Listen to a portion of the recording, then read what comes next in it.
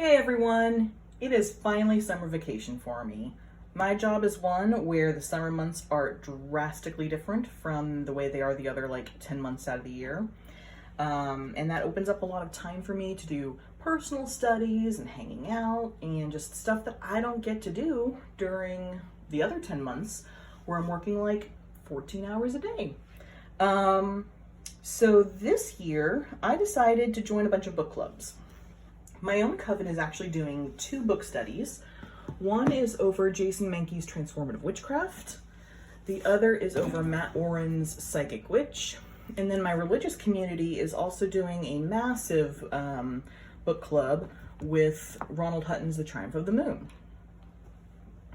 So that's 3 books that at minimum I've got to keep straight. In addition to this project, I've also joined a couple different tarot courses, and I'm reading a couple other books of my own that I really want to take good notes on. And it occurred to me that, frankly, I just needed a way to keep some of these notes organized. Luckily for me, I am an organization and a stationery nerd, and about a year ago, I started doing traveler's notebooks. For those of you who don't know, a traveler's notebook more or less is something like this. This is a really crappy copy, or one that I DIY'd, and I didn't measure things correctly, so the cover's a little short. As you can see, the books stick out. But this is more or less what a traveler's notebook is. It's just a piece of leather or some other heavier thing to be a protective cover, and then these, small little books. Here's some of my calendars and various other things. And you just keep these books in here with some elastic bands. And then there's an elastic band that goes over the front to keep everything contained. Despite the crappiness of the way this particular one looks, I fell in love with this method. It's super easy to just get a quick little book out. I don't feel like I have to be precious and perfect with my notes, which I'm clearly not. In fact, I'm going to show you. So here's one where maybe I was, a little bit more perfect, but at one point in time, I actually was writing upside down, it's a mess, right? I don't feel like I have to be a perfectionist with traveler's notebooks because I can take an insert out and toss it if I need to. It's not a big deal. Because I can take these inserts out and just kind of toss them if I want to or whatever, I quickly realized that I kind of wanted the option to make my own inserts. Because if I was constantly just buying inserts that other people were making, I was actually going to spend a lot of money, and that was going to make me not want to use these as disposable things. They more archival stuff. So I taught myself how to make inserts, and it's stupid easy. And since I have to make a ton for all these book clubs I'm in, I thought I would show you what I do. So first off, the things I need. I do end up pulling out a cutting mat. These are done up in 1-inch increments because sometimes I do need a little bit of help to make sure that I'm keeping some folds square, usually just for the cover though. The other thing that I need is a bone folder.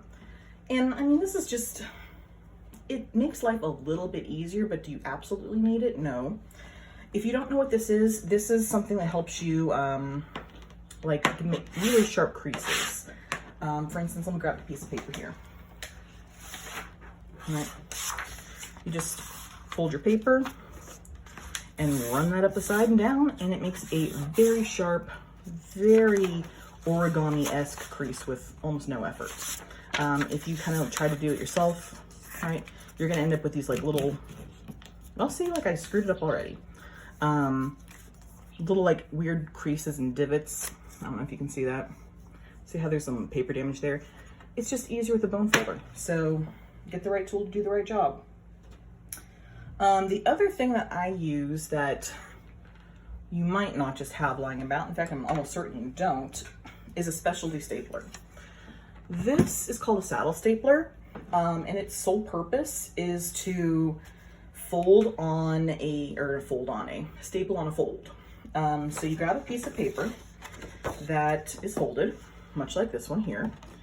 You put the paper over that saddle and you just staple like normal. This is really hard when you're doing it Damn it. Oh, there we go. Let me just do it the way you normally do it. You just staple it. And as you can see, it staples like exactly on that fold, or it would have if I'd done it correctly. All right, it's on the fold. See? There it is. That's the one I just did. It's like perfectly on that fold. It's amazing. So this makes your life super easy. You could sew the booklet. People do that. You could, you know, poke holes in through all the different things and insert staples yourself. Whatever. But this one's like 2 seconds and you're done. I think I paid like 30 bucks for this on Amazon. I think it was the best $30 I ever spent. As it turns out, I make a lot of these little booklets, and I do a lot of things in my classroom with students where we make little booklets for different projects. They love using this thing. It ended up being a very good investment on my part. So how do I make these booklets? Well, first thing is I grab some type of paper that I want for the cover. The more I do this, the more basic I get. So I just bought a big old thing of craft paper, and I've just been working my way through that. Plain brown craft paper. It looks fine. I can decorate it if I want. I can leave it plain if I want. It looks pretty great. All you do is you fold this in half. So I kind of like line it up here. This is the one fold where I can sometimes screw it up. So I just kind of like line it up on some right angles. Grab the other part. Make sure the corners are meeting and that they're lined up with the line, and bring in the bone folder and just crease that guy down. And voila, perfect. Nice sharp fold. Next thing I do is I grab the paper that I want to be the inside. And you can obviously do any paper you want. I tend to write with fountain pens because I am that type of pretentious asshole. And the paper that I've been using that I like for my fountain pens is this one. It's Tree Zero. It is a 20-pound printer paper. And it is made without any tree pulp. It's in fact made with sugarcane waste fiber, as you can see there. So it's a little environmentally friendly because sugarcane just grows crazy, and you know, you need something to do with the biomass. Much faster than, you know, a massive tree that you have to pulp down. But I like it because it's very smooth. And if you have fountain pens, it glides over this paper effortlessly. And it doesn't feather out or bleed too terribly much. So I really like this. What I do is I run this through a laser printer to print a dot grid on it. So there's my dot grid paper. I don't know if you can see the dots. There they are, all right? It's just really light gray dots, so that way they're not like hyper obvious. So I can get the benefit of like blank paper or ruled paper or whatever. It does help me keep my notes slightly more even than they might be otherwise.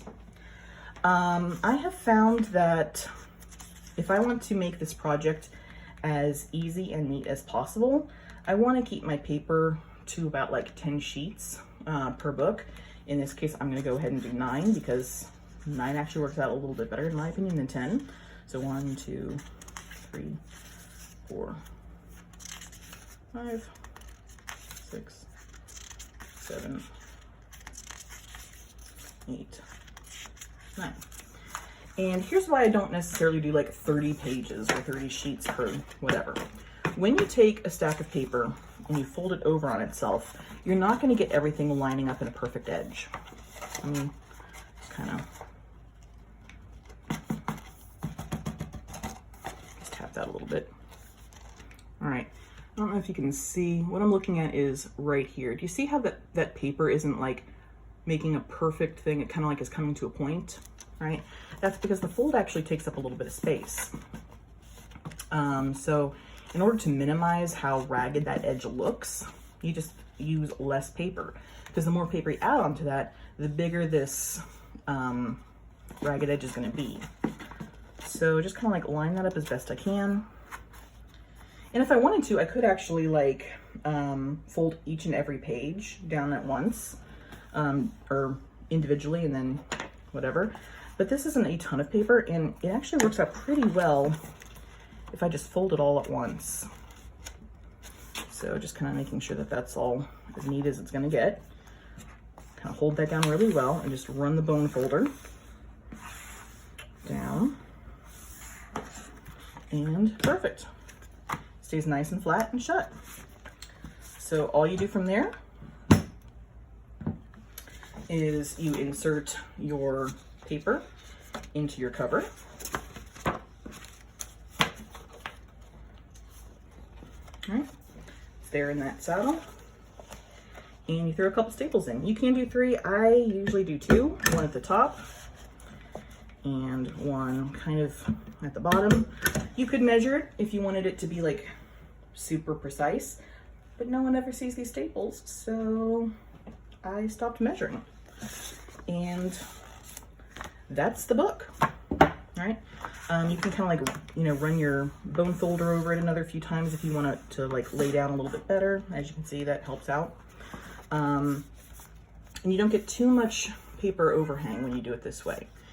If you did have a big old guillotine trimmer, not the one that, you know, has the angle thing, but one that actually has one blade that just, a book guillotine, you could make this edge like super perfect. You could pop some corner rounds on it. It's fine. I don't have any of that, and I think it looks good the way it is. The only other thing I do is some basic decoration to the cover. For that, I have opted to use actually rubber stamps, very 1990s craft. But this way I don't have to deal with like printing something. No stickers to print out, just a little bit of ink and a stamp. So I just ink up the stamp. All right. And kind of figure out where about I want it. Press her down. And there is the start of my cover. And from there, I probably just write what the book is going to have in it. Jason Mankey, transformative witchcraft. Yeah, I'm not all that fussed with how it looks. Oh, it looks like I smudged it a little bit there. No big deal. And there's my book, my notebook. I hope you enjoyed this, and maybe this will inspire you to start making your own inserts for your traveler's notebooks. Have a great day. Bye-bye.